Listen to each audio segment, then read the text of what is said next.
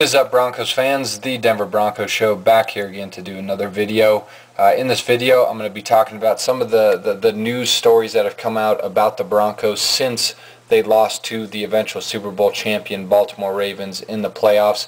Last video I made obviously was a recap of that loss to the Ravens that we suffered in the playoffs. But since then, a lot of things have happened. You had the NFL scouting combine happen. You have the NFL free agency period getting ready to start up this weekend. I know officially players can sign with teams on Tuesday, but this weekend really kind of starts the negotiation period between agents and teams. So obviously that's a big deal. And you know, a lot of things have come out since the Broncos lost to the Ravens, and just want to touch on some of those news stories here in this video. And the first of which is the Broncos franchise tagging left tackle Ryan Clady. This was a move I think a lot of people expected. A lot of Broncos fans probably expected this to happen. With this franchise tag, Ryan Clady will now make $9.8 million next season. This will triple his salary from what he made this season. I'm kind of 50-50 on this move. Obviously, Ryan Clady is our best offensive lineman. He's one of the best left tackles in the game. He's still very young, and he gives a physical presence to our offensive line. He's the leader of our offensive line, and he does a great job of protecting Peyton Manning's blind side.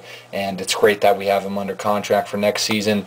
But I'm also worried in a sense that we did this for the simple fact that before the beginning of last season, Ryan Clady turned down a 5-year, $50 million extension that we offered him, and that worries me. It's me in terms of the long-term outcome of Ryan Clady being with the Broncos, and if they can get a contract extension hammered out. And with us franchise tagging him, he now can't test the market as a free agent, and I think that may cause a holdout and may cause some problems. So from that standpoint, I'm worried, but I think it's it's great that we're going to have Ryan Clady under contract for next season. I'm happy about that, and I hope he is. I think he has he's rehabbing his shoulder right now, so hopefully he can have a good recovery with that. Hopefully him and his agent and the Broncos front office and the Broncos organization can get a long-term extension hammered out before training camp, and there won't be any holdouts or any drama or anything like that.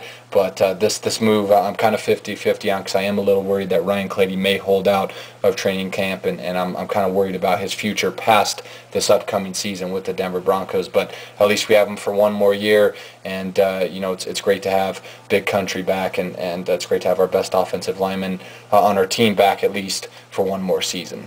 The next bit of news I'm going to talk about is the Broncos. Apparently, there's been a lot of rumors out there that the Broncos are going to look to trade or cut linebacker DJ Williams.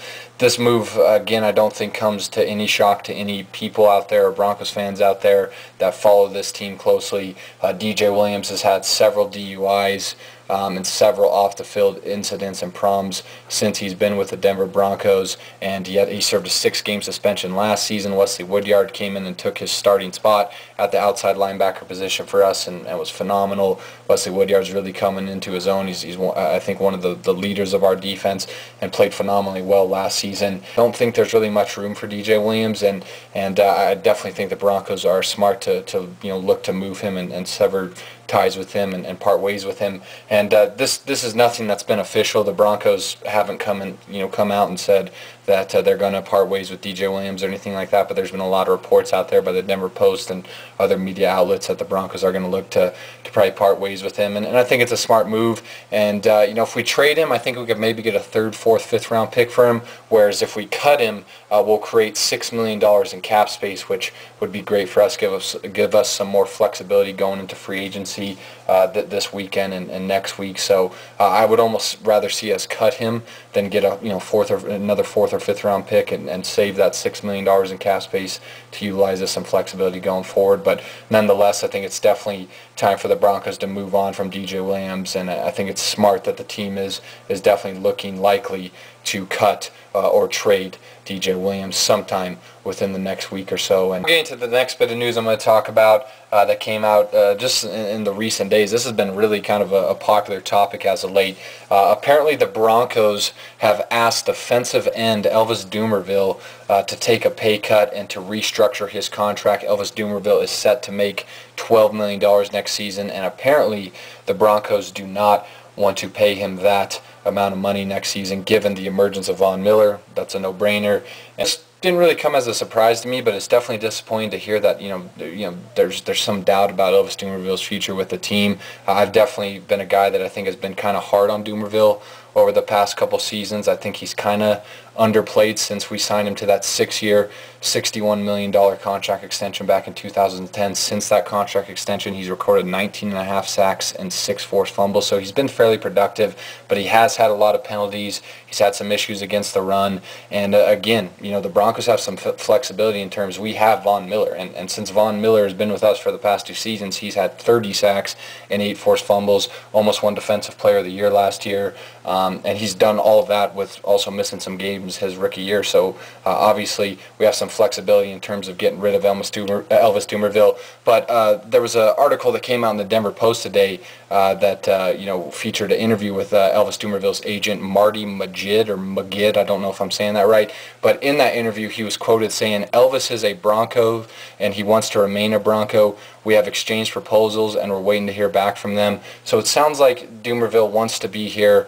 He wants to stay with the team, and I kind of hope we keep Dumervil. I think he's been a productive player. Maybe he hasn't lived up to that 6-year, $61 million contract extension we gave him 2 years, 2 years ago, 2 summers ago, but I still think he's a productive player. We definitely have some flexibility in terms of there being a lot of good pass rushers in this year's free agent class, there's definitely probably a good trade market out there for Dumervil. I definitely think we could get a 2nd or 3rd round pick, maybe a 2nd and a 3rd round pick, something along those lines. So he's definitely got value if we were to trade him, and if him and the Broncos organization and front office, people can't reach an agreement on a restructured contract, and we have to go that route of trading him, we could get some good value. And even if we cut him, we're going to save a lot of money and generate a lot of cap room. If we were to release Elvis Dumervil, I believe that would open up $8 to $9 million in cap space for us, give us even more flexibility in terms of free agency and utilizing that money to go out and get another pass rusher and fill some other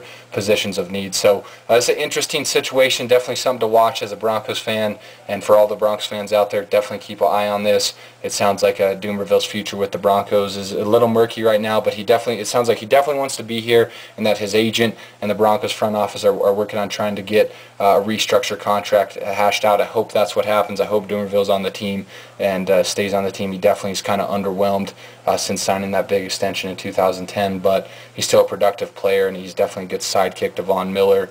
But at the same time, if we were to release him or trade him for a 2nd or 3rd round pick, like I mentioned, I wouldn't be too upset, because it'd be great to get another high draft pick like that, or again open up $8 to $9 million in cap space and have some extra money in free agency. So, and now the last bit of news I'm going to talk about. This is also something that happened more recently. Obviously, I think a lot of you have probably heard about this by now. But Von Miller recently put out on Twitter that he guarantees that the Broncos will win the Super Bowl in 2013. He was inspired to make this guarantee by his younger cousin, whose name is, I believe, Jeremiah, who just came out of a coma that he suffered in a car accident recently. And I guess some of the first things he remembered was that he has a cousin named Von Miller who plays for the Denver Broncos, and this inspired Von Miller. So he went to Twitter and made this big, bold guarantee about us winning the Super Bowl next season, and guaranteeing it, and saying I was going to work hard.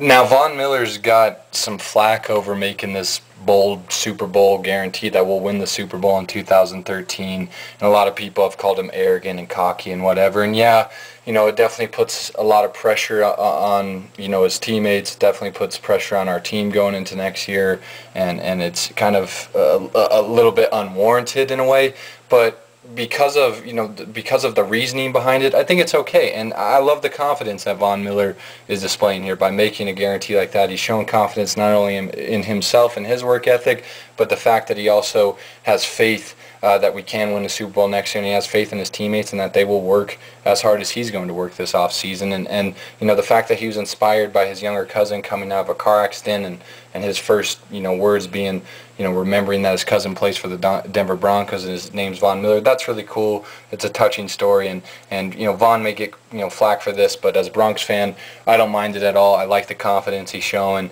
and hopefully his guarantee's right, and we'll be playing in New Jersey next year and hosting that Lombardi Trophy. So maybe one or two good signings here and a couple good draft picks away from being in the Super Bowl and continuing to be a legit contender for that championship. So leave me a comment below with any of your thoughts on any of these news stories I talked about, and whether you got anything bad to say about them, good to say about them. Just give me your take on any of these news stories involving the Broncos. And again, hopefully I'll see you guys for a free agency preview and a